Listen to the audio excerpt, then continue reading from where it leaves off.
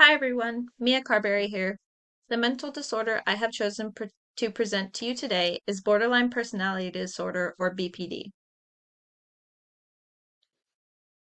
The reason I am interested in this disorder is because people with BPD may go undiagnosed for a long time and not even realize that the way they are behaving is unhealthy.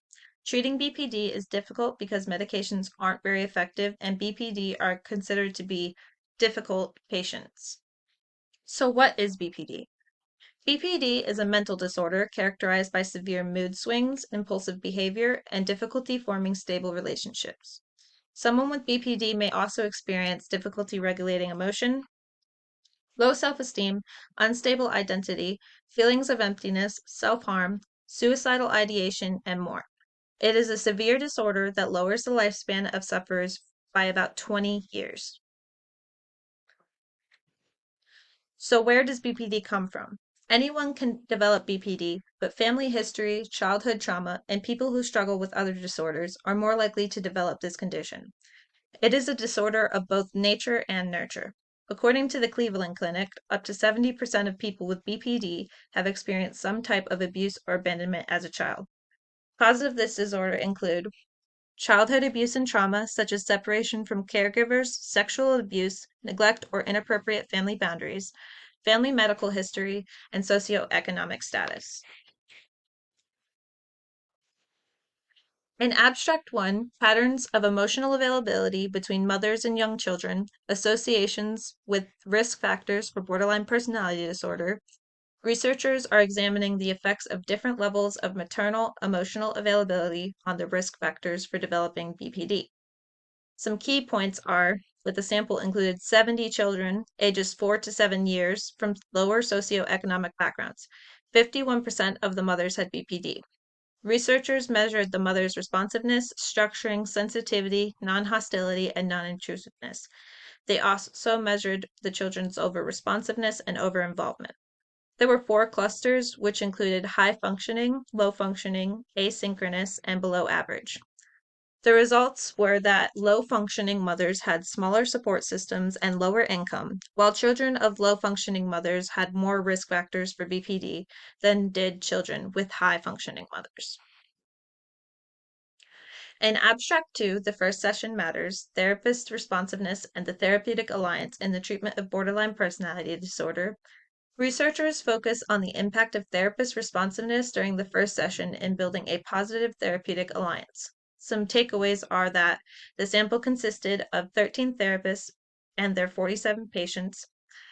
The study was both longitudinal and correlational. It was measured over 10 therapy sessions. The results consisted of a significant relationship between high responsiveness of therapists and a positive therapeutic alliance. A positive therapeutic alliance is more effective in psychotherapy treatments like DBT or CBT. In Abstract 3, Pharmacological Treatment for Borderline Personality Disorder, a Systematic Review and Meta-Analysis, researchers are examining the effects of different medications on BPD symptoms. The sample they compiled consists of 1,768 participants over the age of 13 that have been diagnosed with BPD. They used data from 21 randomized controlled trials, or RTCs, and found that the available evidence does not support the use of medications alone in treating BPD. Most medications, including antidepressants, antipsychotics, and anticonvulsants, had little to no effectiveness in treating the severity of symptoms. In the full text article, Suicidality and Borderline Personality Disorder, researchers are examining suicide in people diagnosed with BPD. Some takeaways are that BPD is associated with suicidal ideation, behaviors, and self harm. They have a mean of 3 lifetime suicide attempts, mostly by overdose. Self harm behaviors are usually non suicidal self injury, an attempt to relieve the intense emotions people with BPD experience.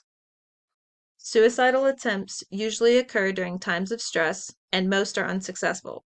Most of the time, patients even reach out to people who could intervene.